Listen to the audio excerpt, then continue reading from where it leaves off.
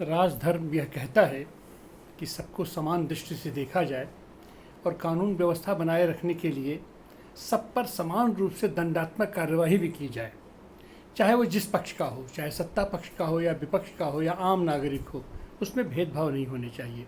लेकिन इस सरकार में ऐसा देखने को मिल रहा है कि सरकार का जो विरोध करता है, जो विपक्ष है, उस पर तो भरपूर कार्रवाई होती है, छोटी से छोटी बातों को भी संज्ञान में लेकर के और उस पर कार्रवाई होती है। जबकि सत्ता पक्ष के लोग चाहे जितनी अनर्गल से अनर्गल प्रलाप करते हैं, उन पर कोई कार्रवाई नहीं होती। जैसे एक चीज़ हम यही उठा करके देखें कि अपनी न्यायपालिका पर सीधे सीधे टिप्पणी किया है 117 लोगों ने और सुप्रीम कोर्ट को न जाने क्या क्या क्या क्या क्या क्या उसको कह दिया है। क्यों? कि वहाँ का जज फैसला देते समय, सुनवाई सुनते समय उनके एक चहेते उसको प्रवक्ता के खिलाफ कुछ टिप्पणी कर दी थी, तो ये तो कोई बात नहीं हुआ।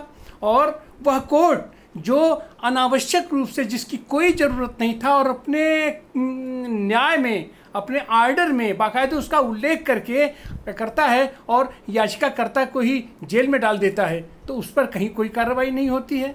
तो ये गलत है। सबके ऊपर हमारा राजधर्म कहता है कि सबके ऊपर समान दृष्टि से कार्रवाई होनी चाहिए। कानून व्यवस्था को जो लोग भी बाधित कर रहे हैं, उनके ऊपर समान रूप से कार्रवाई होनी चाहिए। और विपक्ष को विरोध करने का विपक्ष इसीलिए है, विपक्ष को विरोध करने का अधिकार है। वो सरकार की गलतियों को, खामियों को उजागर करता है। वह तो सूप है, वो आपके जो से जितने छिछले, जितने वो हैं, उनको छांट करके उड़ा करके बाहर करता है। तो हमारे कबीरदास तो कहते हैं कि निंदक नियरे राखिए, आंगन कुटी छवाए। लेकिन इस सरकार को तो कबीरदास से कोई मतलब नहीं है, रैदास से कोई मतलब नहीं है, लोकतांत्रिक परंपराओं से कोई मतलब नहीं है। और ये केवल और केवल अपने जो हमारे विपक्षी हैं, जो हमारी आलोचना करते हैं, उसको ये दुश्मन के रूप में ट्रीट करती है। ये गलत है। विपक्ष दुश्मन नहीं होता है। लोकतंत्र में हर पक्ष को, हर आदमी को अपनी बात रखने का अधिकार है, लेकिन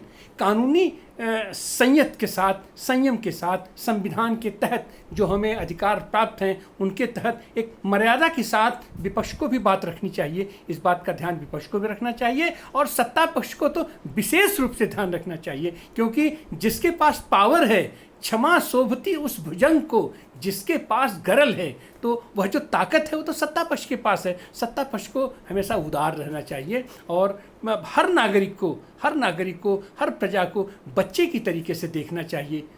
धन्यवाद।